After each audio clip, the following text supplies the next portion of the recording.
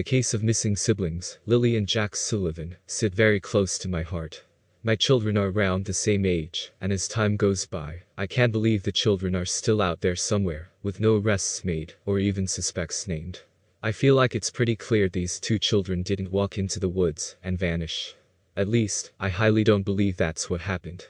I think something sinister happened, and it was covered up by those close to the children.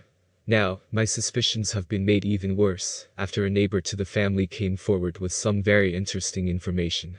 Before we get into that, I want to point out that from day one, Malaya and Daniel's version were almost identical.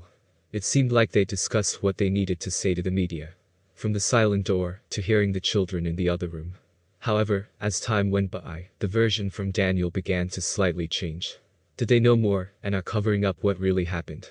Many believe that the children were kept home for a reason too. They said Lilly had a cough, so why was Jack kept home too?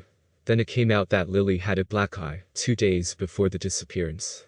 Very alarming, makes me wonder if that was the reason she was kept home, to avoid CPS being called yet again. The children were reported missing in the morning, after Malaya and Daniel say they went out the silent sliding door into the yard.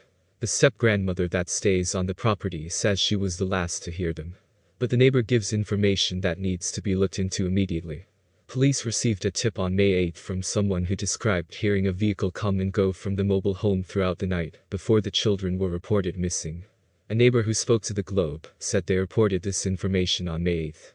The neighbor said they were working on a vehicle in their own yard when they heard the same loud 5-speed car come and go from the trailer about 6 times, from midnight to 5 in the morning.